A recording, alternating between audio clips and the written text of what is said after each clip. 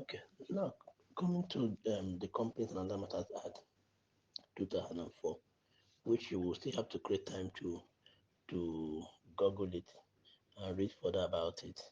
It's a volume, but our concern is in some sections of the act which which deal on appointment, remuneration, qualification, resignation, removal, report, right, and duties of the auditor. That's where your attention should go to. What are the duties of the auditor?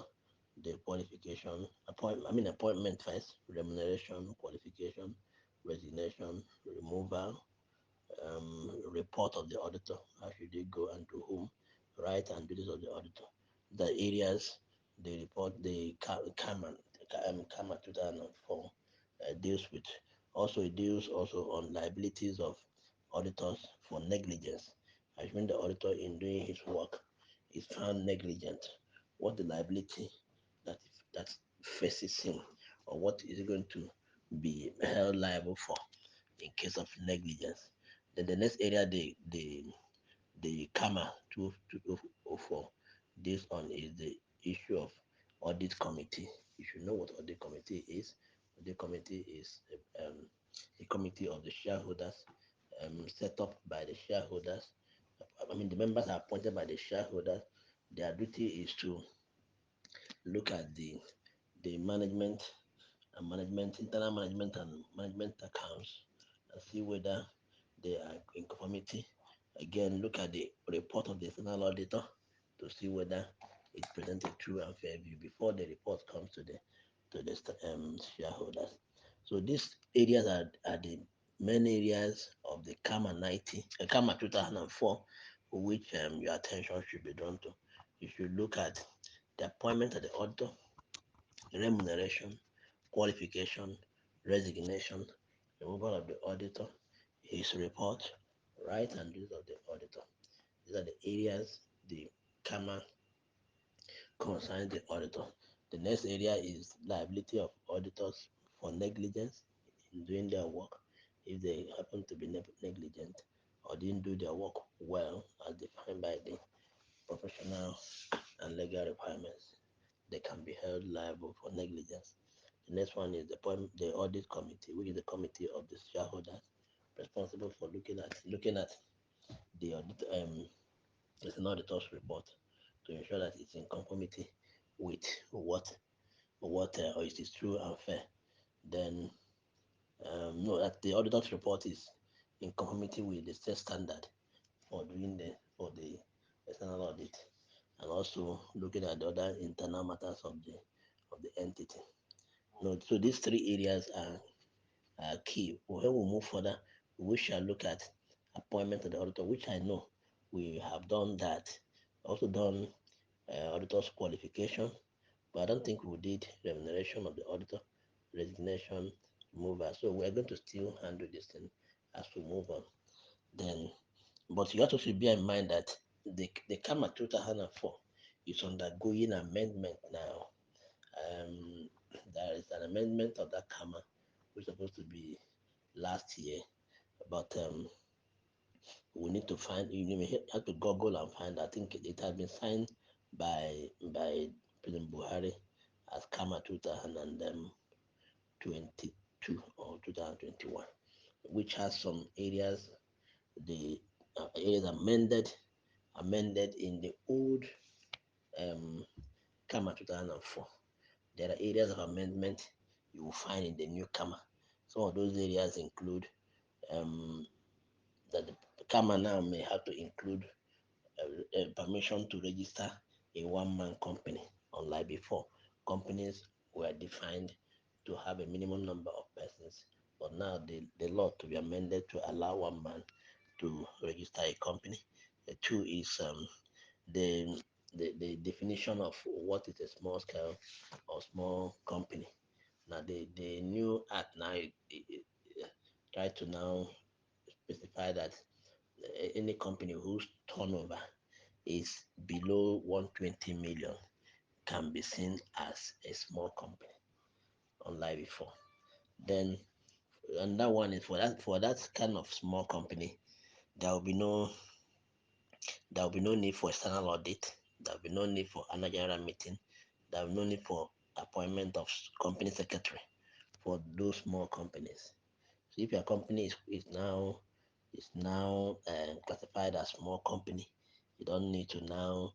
It's no longer compulsory for you to engage external auditor. It's no longer compulsory for you to have annual general meeting, and you mustn't have a company secretary. These are just done with the mind. I mean, the mindset to reduce the cost for the small company, because cost of engaging external auditor is high. Cost of hosting AGM is also high. Cost of um, cost of running a secretariat or company secretary is also very high. So the wisdom of the art is to minimize cost for a small entity, like a small company as defined by the limit of 120 million naira. Then in such a situation, some of the mandated things that used to have, such as external audit, which put in mandatory for companies, that is now removed for that small company. It's no longer compulsory for that company to have external auditor. Then that small company mustn't now have an AGM meeting, an general meeting. It can avoid those ones, and that small company must not also have a company secretary appointed. These are some of the amendments you're going to see in the new CAMA. Other amendments also include permission to register a limited liability partnership, what we call LLP. The law now can allow that you can register a partnership under limited liability partnership and that kind of thing. The other area of amendment is that which now stipulates that a company can now provide financial assistance to its shareholders. Before, shareholders were not, the company was barred from providing assistance to the shareholders. But now, the amendment said that a shareholder can run to the company for assistance, and that can be provided to that shareholder. And the other part of the amendment is the bureaucrats that used to be there in terms of registering a limited company limited by guarantee. Now those bureaucracies are now reduced so that it can be easy to register a company under limited by guarantee. In a nutshell, what we're saying under CAMA here, which is one of the statutes that regulate external audit, is that the CAMA as a law, um, in it is enshrined issues about appointment of the auditor, auditor's remuneration, auditor's qualification, auditor's resignation, auditor's removal, auditor's report to shareholders, how it can be done, then the right of the auditor and auditor's duties. The same CAMA also specify issues about auditor's liability for negligence. The same CAMA also specify issue of audit committee, which is the committee of the shareholders responsible for looking at the external audit to ensure that the audit is carried out in the standard it's supposed to be carried out, and also looking at other things about the internal management of the entity, just as a service to shareholders. Service to shareholders. Then, and I said that outside these days, the CAMA 2004 is currently undergoing amendment, and there are some key areas which amendment has been able to uh, um, um, bring some changes.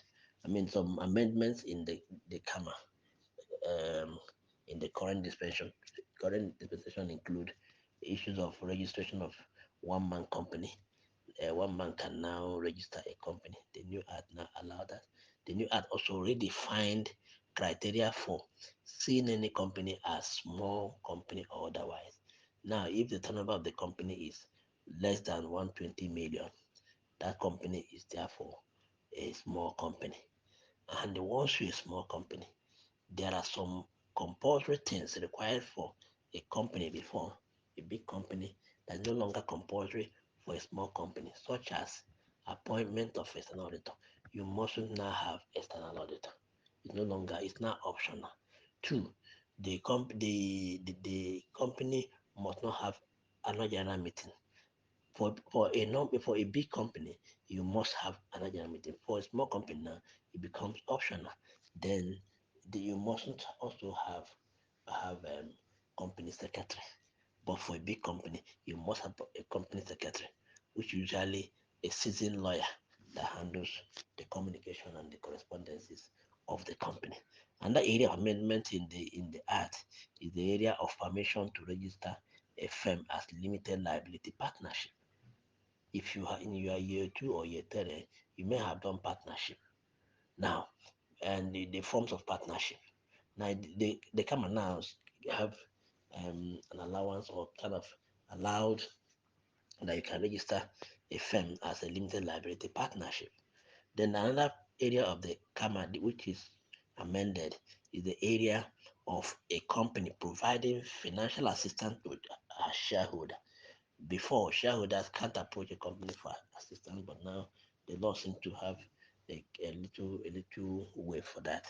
And lastly, the bureaucracies, the bottlenecks that have to do with obtaining a consent from the attorney to register a company as limited by guarantee. Those bureaucracies are now minimized for ease of getting the registration of, of an entity as company limited by guarantee. Then, as we move on, we will, we will delve into appointment of auditors, remuneration, and so on, so that we'll be able to see how the CAMA has explained all those areas. But before then, we will still look at Financial Reporting Council Act of 2011. When we are done with all these things we said at the inception we want to do, we can now take a specific look at appointment, remuneration, and so on of the auditor.